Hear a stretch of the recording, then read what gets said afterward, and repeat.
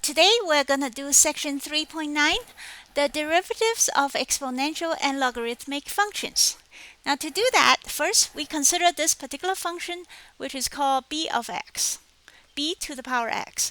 Now b to the power x is an exponential function, and it's not to be confused with something like x to the power of 5 or something. Because this, you can use the power rule, being that there's a number on top and the variable is on the bottom. This one, the variable is on top. And when that happens, this is some number, like 5. But so this is not, you cannot apply the power rule on this. And therefore, we are going to figure out how to take the derivative of this thing. Now, your book is spending several pages agonizing over the fact that we haven't proved that this function is even differentiable. So how are we supposed to take the derivative without proving that? But the proof, unfortunately, is beyond the scope of this book. Therefore, as the book slaves along trying to explain something that it can't, I'm just going to go ahead and tell you that this thing is differentiable, and we're going to take it at that. Okay? And then we'll figure out how to differentiate it. That's all we care about in this class. So then, assuming this is differentiable and continuous and all that stuff, let's figure out first we need to figure out what is the derivative of this thing at 0, based on from our good old limit definition. So by the limit definition, it says that to calculate b to the power x, the derivative at 0. Okay, look back a few chapters and remember that here's the definition, the good old limit at h approach 0. Okay, your fraction, it will be equal to b of 0 plus h minus b to the power 0, all divided by h. That is just the good old definition. And then we'll clean it off slightly. That equals to limit h approach 0, b to the power h minus 1 divided by h. Okay, that's an h. All right. Now, having known that, what about it? Now, remember, in this case, b is just some number. Okay, so this number can be approximated. In order to approximate it, for example, there's a chart on the top of this page. This is on page 322, where we have several numbers. If you were to put b in here as, say, 2, and then say b is 2, okay, and then you plug in h to be some extremely small number like 0.00001, and do the division, then the limit is approximately 0.69. Okay, and then if you plug in b as 3 and the h is 0.00 something, then your limit is roughly 1.098, etc. So the point is, this value can be calculated or approximated to any kind of precision you want. Now, having said that, now here's the next thing that we care about, is that this particular limit, we are going to find the b. That's the point of this chart that you're looking at. We're going to find a specific value of b such that the limit is going to be 1. And after some trial and error, which you can see here, the book find out that if you choose b equals to the value 2.718, all right, then this particular limit will approach 1. Okay, and what is 2.718? As 2.718 is that magical number e. We have covered e in chapter 1, where e was given a very different definition. But for now, we're going to ignore that and go with this.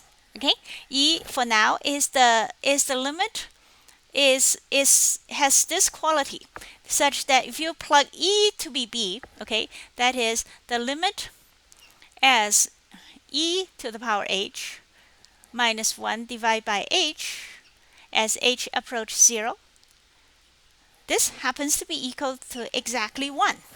That is what we are. That's how we get e in this chapter. And how does it'll work out with the other chapter later. All right. So so right now that is the definition of e.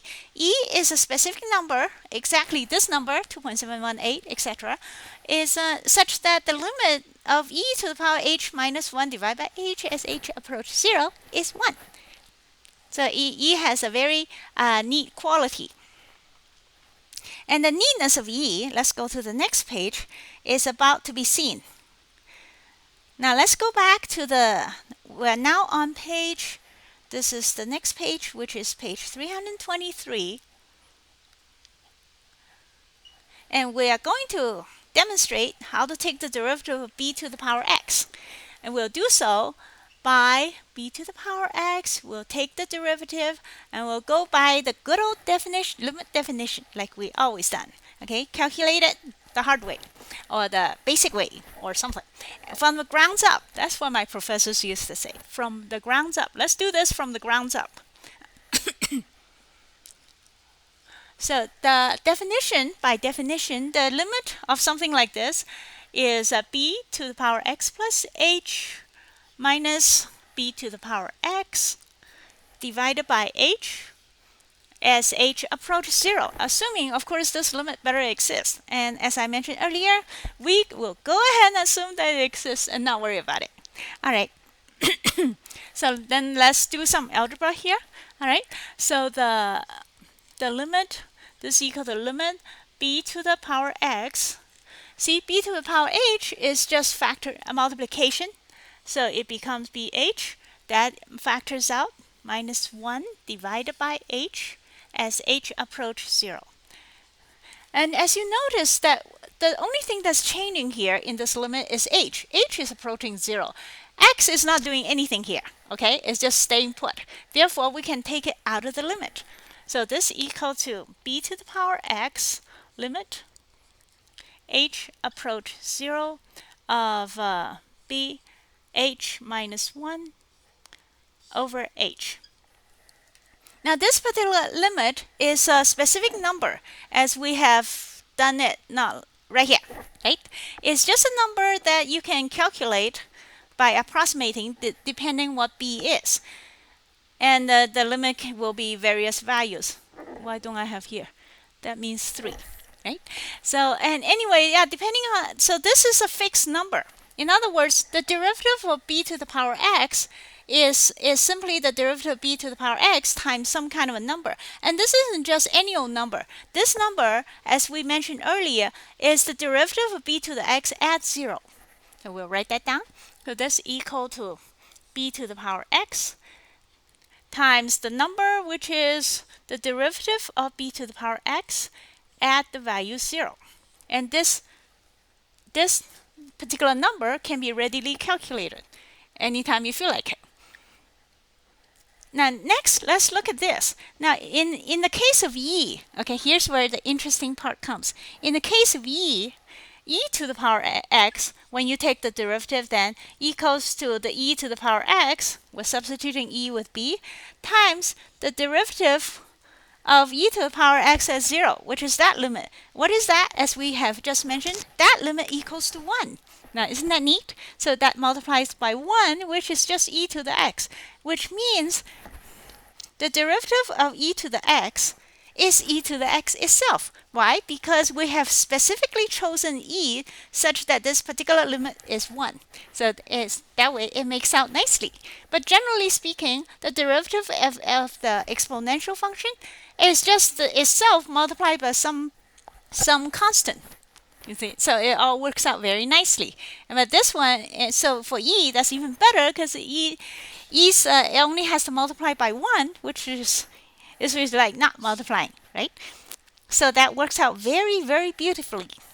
Now let's look at some example after I clean off the board. Now to demonstrate how neat it is to take the derivative of e, let's look at example 3.74, which is, we're still on page 323. Example 3.74. Okay, now you have a function and we'll take the derivative of it. The function is e to the power tangent of 2x. Oh boy. Now, you've never seen anything like that, but the principle stays, okay?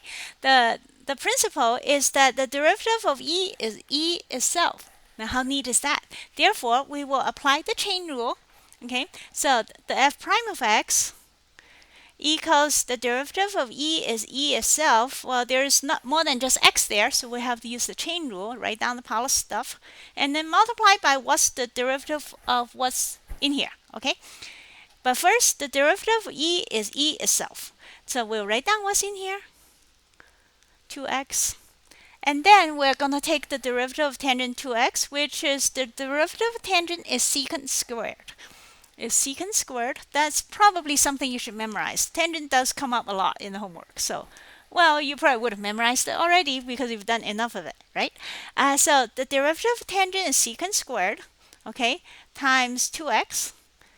But we got to keep going because there's a 2x in here, not just x. So we have to take the derivative of 2x, which is just 2. And that's the answer. Okay, let's look at the answer.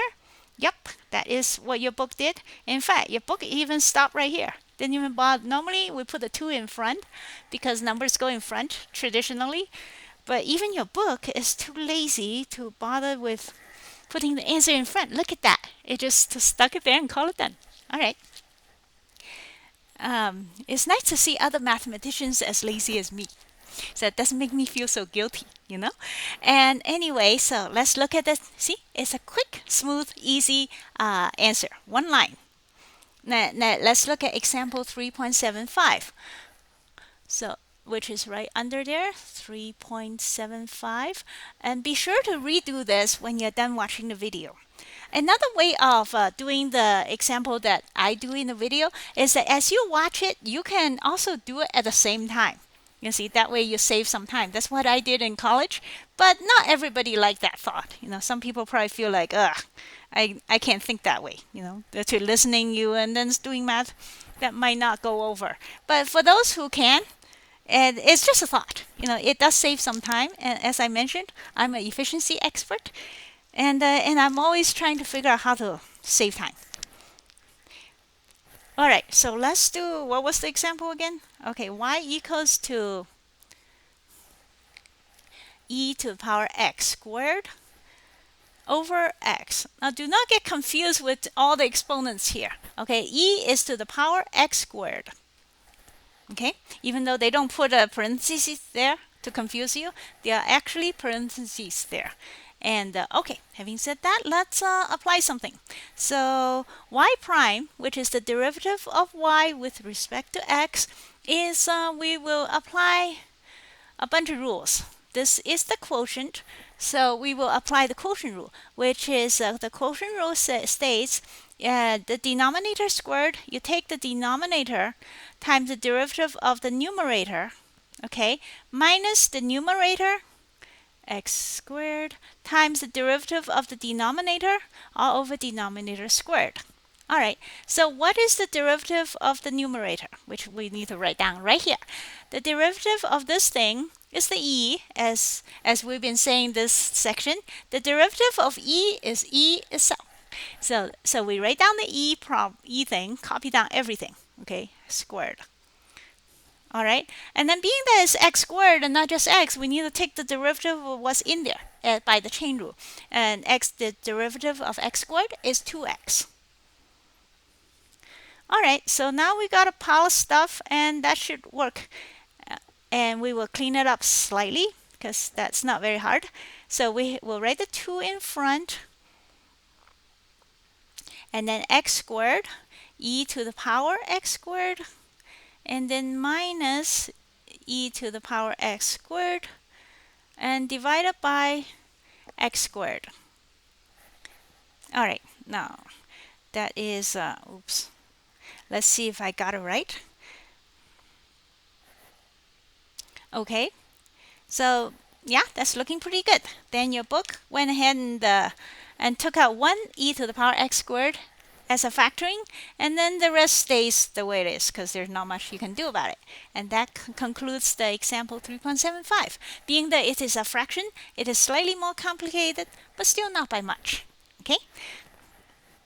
Now, so next, example 3.76 is very straightforward, so I will assign that as a homework.